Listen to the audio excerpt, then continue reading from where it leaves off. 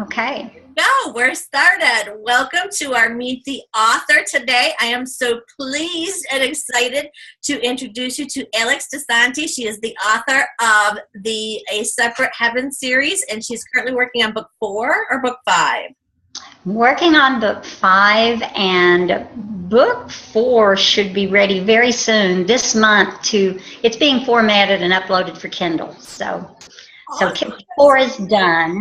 I'm excited for you. Well, thank you.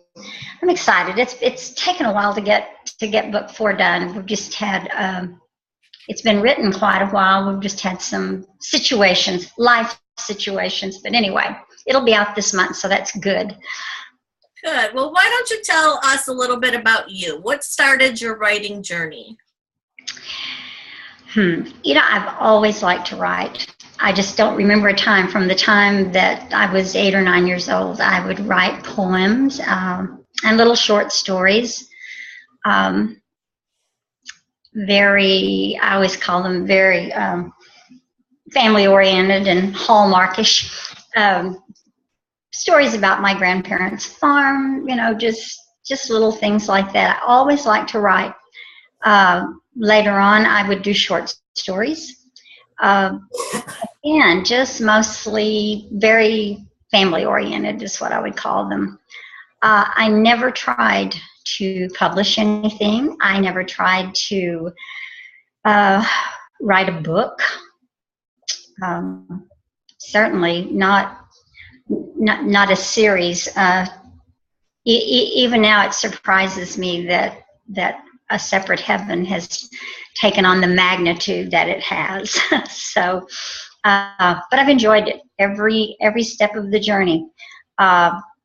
Writing A Separate Heaven began a long time ago. It was the first part was copyrighted in 2003, and then again, you just have life situations that happen, and you deal with them, and you get back to what you want to do, as soon as you can. But it wasn't actually published. The first book was published in 2010, and then the others followed on Kindle 2 and 3. But I just A Separate Heaven, to this day, it's almost embarrassing when someone says, well, how did you get the idea for the story and the characters? And if I'm going to tell the truth, I have to say I don't know where they came from. I was walking. I walked every day. My husband and I lived near a lake, and there was kind of a hill across the street from us, and I would walk every morning and every evening. And as I walked one day, this story it simply started coming to me.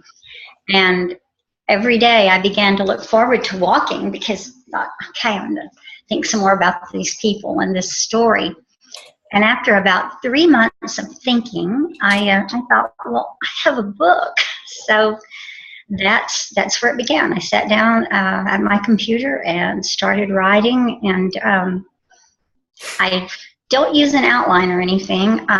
It's all in my head, and I know how it's going to end. I know all the high points. So right now I'm just kind of filling in the blanks, making the ties. So that's awesome. Now, do you have trouble keeping your timeline straight, or do you make notes so that you can keep your characters and your timeline straight? I know, like in a series, sometimes it's hard to make sure that you're sticking to the timeline. Like something might happen a year ago, and then you have to write it and then sort of do like a flashback. Is there a way, or since you're not outlining to? I did finally have to make some notes on when the Gianelli children were born, because not too much of a spoiler, I hope, but Dominic and Paige, they do have several children, and after about the 5th one, I thought, I'm going to have to go back and see when Dax and Alexandra and Alyssa, I'm going to have to go back and see exactly the dates on which they were born.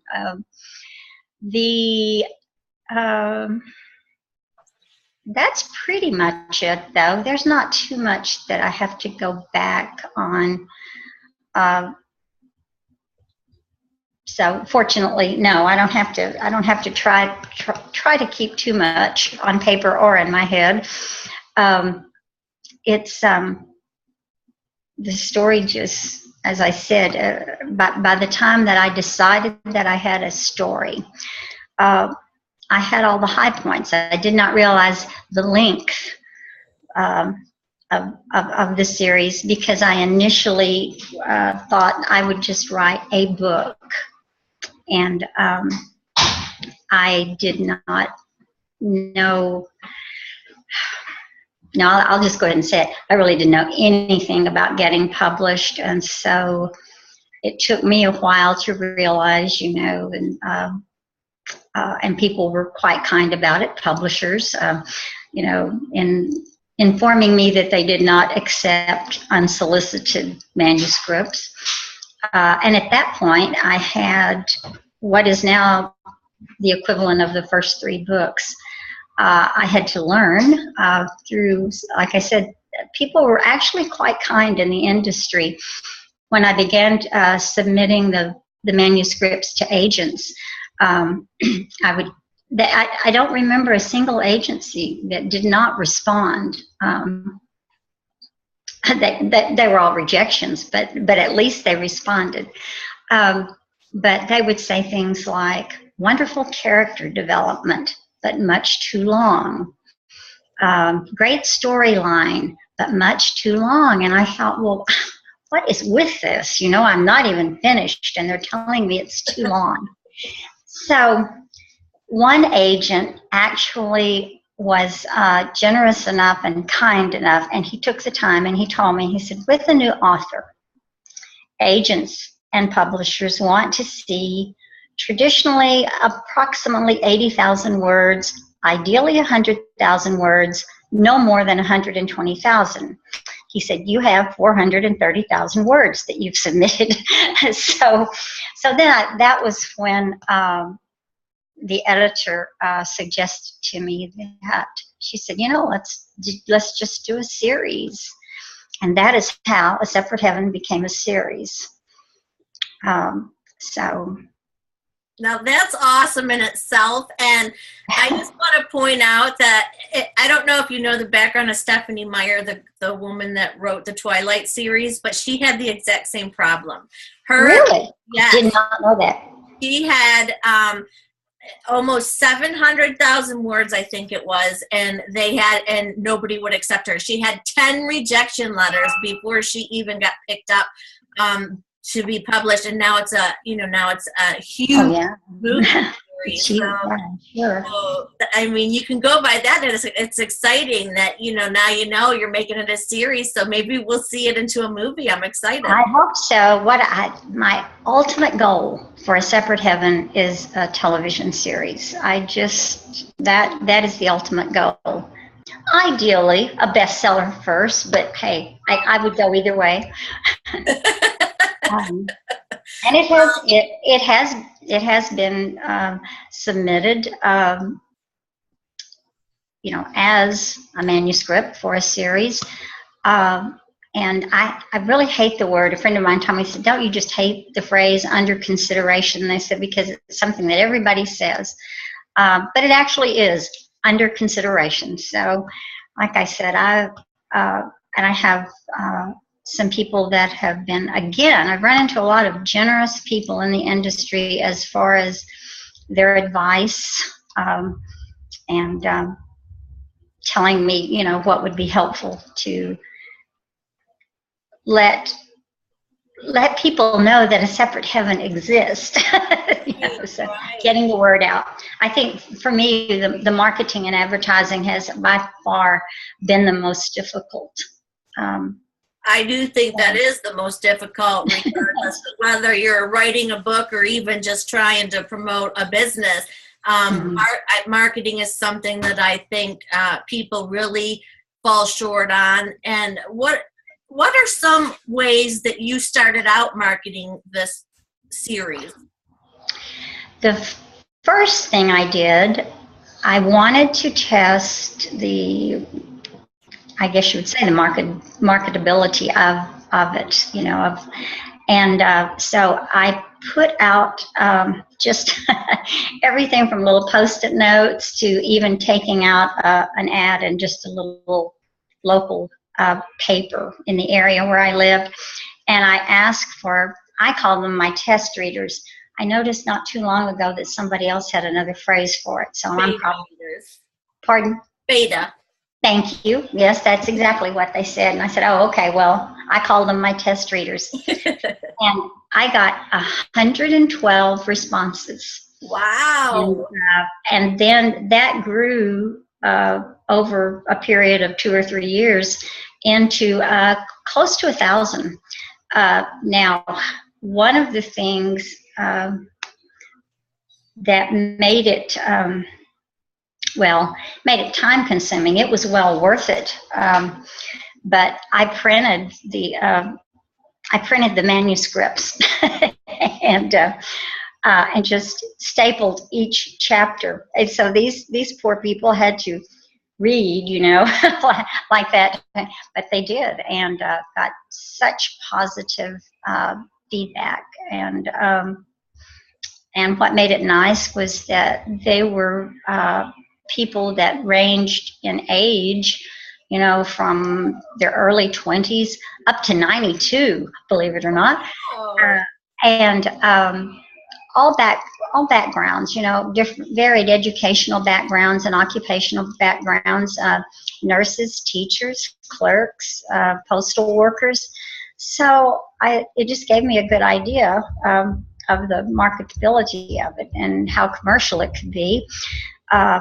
Like I said, my biggest problem for me has been the marketing. I have groups of people in certain areas that certainly know it well, but no, I have to work harder and smarter at getting statewide, advertising, and certainly national. Social media was not something that's easily embraced for me. I can sit down and talk to a person or two, maybe even 5 or 6, but a little shy on that end of it. And so I am now learning, shall we say, to embrace social media. So I still have a few to go. Still have to do Tumblr and a couple of others, but have the blog, the website now that's new, and have Twitter and Facebook, and so I'm moving along. Moving up in the world. Moving up in the world of technology and social media. I think one of the things, like one of my first goals when I started trying to market was to sign with Barnes & Noble. It took me 2.5 years to sign with Barnes & Noble and be able to do book signings there and for them to carry the book in their stores. And this was great, except for the fact that about the time, I don't think I had done but just a handful of signings, and it was like, it wasn't that Kindle didn't exist. It was just Kindle hit really big about that time. I mean, to the point where Kindle was accounting for 50 or 60% of sales for books, and even for established authors who have their books in hardcover and in paperback. They're still selling a huge percentage of their books on Kindle. Right. There are some other ebooks, yes, but Kindle, I believe I read not long ago that ebooks sold, Kindle accounts for over 80% of it. It was an enormous figure. So at this point, I'm want to get all of the books out in print, but Kindle has kind of been the focus, this last couple of years. So, well, that's good. That's good, and it has been on the rise. But I still come across so many readers though that still want that physical copy. They love the smell of a new book. They love to hold it in their hands. So we still have that percentage that still likes a hard copy. Right. Let me ask you, do your books, since you did write so much of it and then broke it down into the series, does each book in the series stand alone, or is there a cliffhanger, or to move into what I wound up doing, because my editor, Marty Canna, had asked me initially when we decided to make A Separate Heaven a series, she had asked me, well, is there a way to, go back, and I didn't feel good about changing it. So literally the first book is the first 13 chapters. But yes, I've been told that they do each book stands on its own, but it's definitely a series. I mean, I kind of hate in some ways that I couldn't do like this 900-page book for what has become books 1, 2, and 3, because it does tell a complete story. But at the same time, you do, like in all series, I think a good series, you do wind up with kind of a cliffhanger at the end that makes you want to go to the next book. But the end, book 3, by the time you get through book 3, then you do, for that period of time, have a complete story. But so it took me a while to embrace the idea of a series, but but now I like it. So, well, that's good. Do you know how many books are going to end up being in the series, or 7? Mm-hmm. There'll be 7, and I'm working on 5. Don't get to spend a lot of time on book 5 right this minute because, like I said, working really hard to get the word out about the series and do the book tours and some other events. We have some events coming up at some wineries and vineyards in the Hill Country here in Texas, and so you find, and I'm sure you know what I mean. You find different venues. I've done book signings in art galleries. Was invited to gift shops and art galleries, and you welcome, and are grateful for any opportunity to get the word out. That's so. I think that's awesome. Do you ever find yourself running into writer's block, or do you know the story so well that it just flows right out of your fingers? You know what? I know the story. Sometimes, and it's one of those things that you really hate.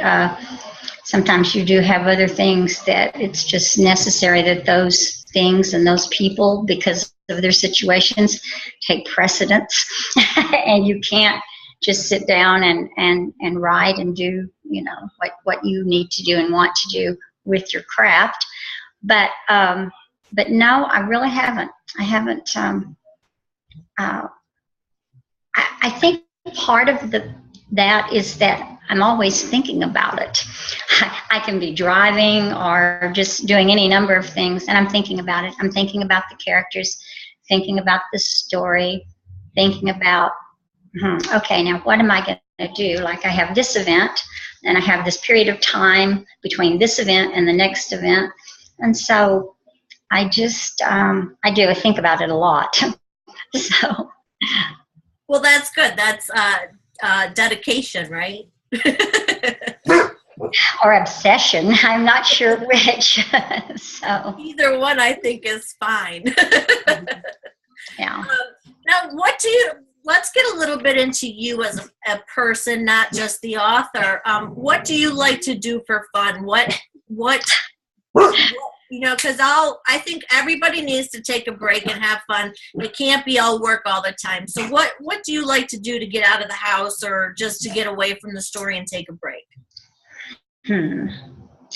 Well, I like to read, and I have some cable series that I really like to follow, but I don't get to do that too often because, like, House of Cards is one of my favorites, and they just released the 4th season not even a week ago, and I have already devoured the entire 4th season.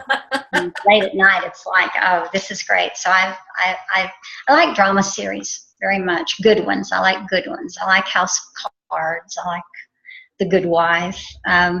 Ray Donovan. So I like things like that. I don't know. I like to take walks. I enjoy, we have, for instance, in Texas, we have some old churches called the Painted Churches of Texas. So I'm a big fan of just doing things like that, going through churches and looking at the history of them. Same way with old cemeteries. What else do I like to do for fun? I like to swim. Lived on a lake for 22 years and really enjoyed swimming. And I like long drives. I guess that's, I think I might be boring. I don't think so at all. Not at all. Because actually, that's what I love cemeteries, especially old cemeteries. My husband and I go on mountain rides during the summer, and I love taking photography. So, and old churches is one of my favorites to take photography of. So, see, you're not boring.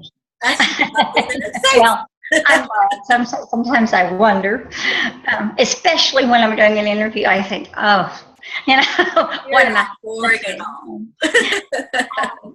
And the more you get, the more you start doing these, the easier it's going to become, and you'll be a natural at it before you. Well, that will be a high point in my life, believe me. Well, next we would love to know what keeps you up at night and what gets you up in the morning. Well, not sleeping well keeps me up at night, so I find other things to do.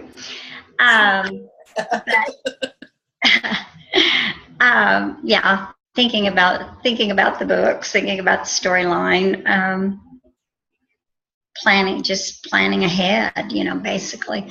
What gets me up in the morning? I have a lot of energy in the morning for someone who doesn't sleep well at night. So if I have tasks or anything that I need to do, I pretty much like to get those out of the way early and leave my other time for writing and editing if I can do that. So that's awesome. Now, do you ever have a set time that you write every day or every night, or do you just write as time allows? I don't have a set time. If I feel like that I'm spending, which actually at this point I really do, I do need to spend most of my time on. This is where my advisors are telling me, hey, right now, you've got books 1 through 4. You need to let the world know that they're there. So the social media aspect is taking a lot of my time right now. But there are times when I think, okay, I'm going to write now, but now I don't have a schedule. But if I do feel like that, like I'm neglecting it too much, then I go back to it. But no set time, no set time to do it. But I would say at this point, right this minute, I would say I'm not doing near as much as I would like to be doing. So sometimes I think a lot of authors feel like that, especially when they're busy, and especially for you, I can understand that, trying to get books 1 through 4 recognized right now, and letting people know that they even exist, so that I understand that whole aspect. But I think a lot of people wish that they had more time to write, and couldn't make a schedule or figure out time management. That actually is a big question that comes across my desk a lot, is how to manage your time in writing when you have a family life. And I've actually done a few guest blogs on that as well. Because when I first published, I was a single mom of 3, going to school, nursing school full time and working full time, and I wrote and published my book.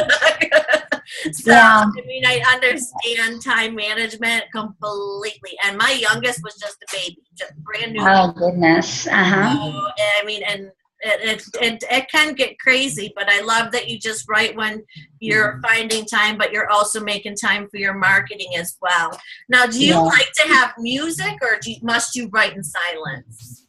I like quiet when I'm writing, and I love music, but when I'm writing, I like quiet. I don't know that music would, like actually keep me from it or distract me, but I think most of the time it's just quiet. Do you find yourself talking to yourself a lot? Oh, absolutely. Oh my goodness. I mean, seriously. And I don't think that I'm any different than any other author who writes fiction. But my characters, oh my goodness, I can see them. I mean, it's like, and I'm very, very protective and defensive of them. I love that. And it's nice for other authors, especially aspiring ones, to understand that they're not alone when you're talking to yourself, or you think you can hear your characters, that you might start arguing with your muse. It's not uncommon, and it's true that we do hear voices.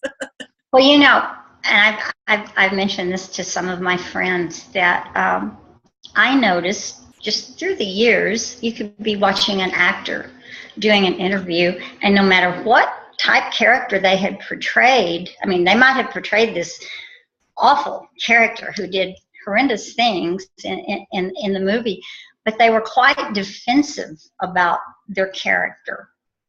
And I used to think, well, that's strange, because people realize that isn't really you, that was, and after A Separate Heaven, I'm like, well, Dominic has reasons for the things he does, And one time, one of my friends mentioned to me, very good friend, close friend of mine, said, oh, I love the characters. And she said something to the effect, she said, pretty dysfunctional, though, aren't they? And I was really offended by it.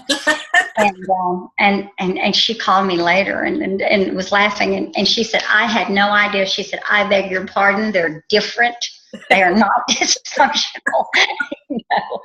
They're just their own people, So so anyway, but you do. I think. I mean, I know that I certainly embrace my characters, and particularly Dominic and Paige and Sophia, and then the ones that I don't care for, and it's very obvious that I don't care for them because of what I write about them. So, just. I love it. I love it. That's. Well, what's your go-to drink? Do you when you're writing? I know for me, I like to have coffee when I'm writing. Do you have a go-to drink that you like to have? You know what?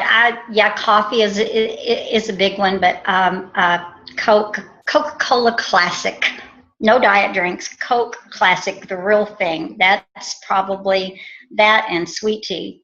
So those are my biggies. But I would say those 3. I don't know that I do one more than the other. But yeah, I've always got some kind of a beverage there, but usually it's Coke, coffee, black coffee, or sweet tea. That's awesome. I love Coke too. No diet for me neither. I don't really drink diet anything with my fibromyalgia. It throws me off. So, and I actually learned that from a pharmacist that I was working with. He brought me in this article about aspartame. So if anybody out there has fibromyalgia, get off the not real sugar stuff. No. Always learning something new, right? Absolutely. Absolutely. Well, first I would like for you to tell us when this next event where you're doing this book signing at the winery is. So if anybody listening is from Texas area and can make it, I would love for them to know when and where this is happening. Okay, you know what? Oh my goodness. I may have to come back on the date. We're planning it. And it will be sometime in April, and it'll be on a Sunday, but I don't have the exact date yet. I'm sorry. Nope, that's okay. We're having give us your website, because you'll be posting it there. We'll definitely be posting on it, absolutely. So give us your website, and then the website. Okay, the website blog is simply alexdisanti.wordpress.com. Okay, wonderful. Why did you have WordPress? I love that. That's impressive. Well, yes, just new to it, but yes. And then, of course, I'll have it on the Alex Disanti and A Separate Heaven Facebook page, and I will have it on Alex Disanti on Twitter. Let's see, what else? I think those three things anyway. And I would like to let everybody know that you're currently on tour at the Virtual Book Tour Cafe, and that you're giving away a free Kindle book to one lucky commenter on each blog stop, which is really exciting. So we're playing games, guys. Come on in and join the fun and comment, and maybe you'll win a copy of book 1. And you're also giving away 2 $25 gift cards for Amazon as a tour-wide giveaway, which we're excited about. And we would love for you to come and join us. And Alex is so much fun, and her games that we picked for her I'm excited about them. We're doing a scavenger hunt. So if you want to try and win the first book in her series of Separate Heaven, come on over and check it out. Yes, absolutely. And you can find Alex on Twitter at Alex Disanti, and you can also find her on Facebook. Just type in Alex Disanti, and both A Separate Heaven and Alex Disanti should pop up. I'm pretty sure they do, because I had the wrong link in the Rafflecopter, so I had to research that. But you can always check out the Rafflecopter. Go to virtualbooktourcafe.blogspot.com, and hers is the first post, and you'll be able to check out all of her information right there. I would love for you to tell us a little bit about this series and where people can purchase it right now. Well, as I said, books 1 through 3, and they're all titled A Separate Heaven. Separate Heaven, A Separate Heaven Book 2, Separate Heaven Book 3, and soon A Separate Heaven Book 4. You can purchase, book 1 is available in hardcover. It's on Amazon and at Barnes & Noble. Book People in Austin. I think that's pretty much it. Okay. And you can also get it in ebook at Kindle. In Kindle. Yeah, books 1, 2, and 3 at Kindle, and book 4 sometime this month. Okay, I'm excited about that. I'm just really excited about your tour, and I have been having so much fun getting to know you outside of your tour, and this interview was just amazing.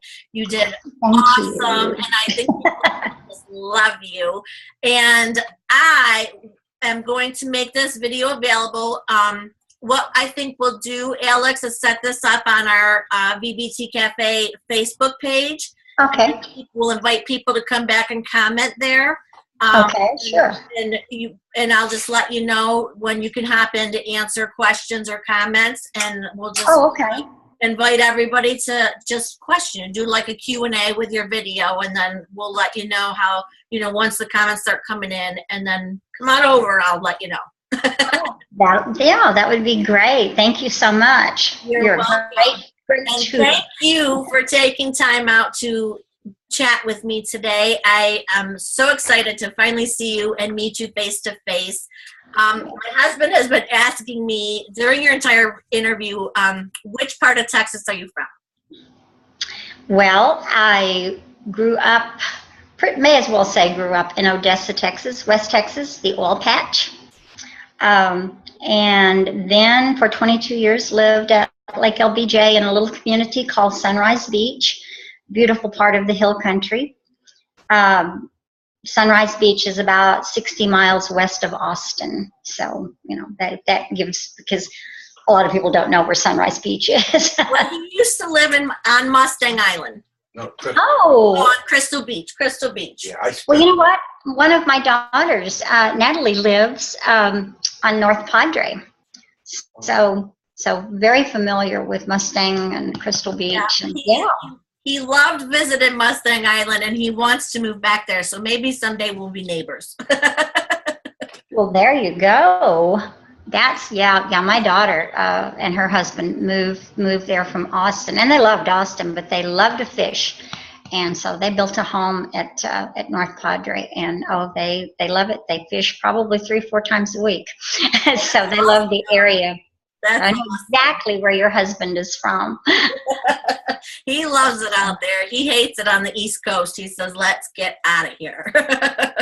Well, you guys get some really. Oh, I can't believe I said you guys instead of y'all. Y'all get some really cold weather. We, here, it drops below 32. It's pretty bad. We actually had a really mild winter this year, so we're thanking our lucky stars, Yeah, I imagine. All right, Alex. Well, I'm going to let you go, and I'm going to get this video so that you can also post this video to your own website as well. Okay. And thank you so much for joining and chatting with me today. And again, I would like everybody to know to visit Alex at alexdisanti.com, and that's Disanti. I forgot what I was spelling. .com, and you can find her books at Amazon, and just follow the trail from her website. So I hope you get a copy or win a free copy by hopping on over to her tour. We would love for you to join in all the fun and activity. All right, Alex, well, thank you again, and I so much am appreciated of you joining me today, and I wish you much success in the future. Well, thank you, BK. It was a pleasure to be here. So. Thank you so much. Don't go anywhere just yet.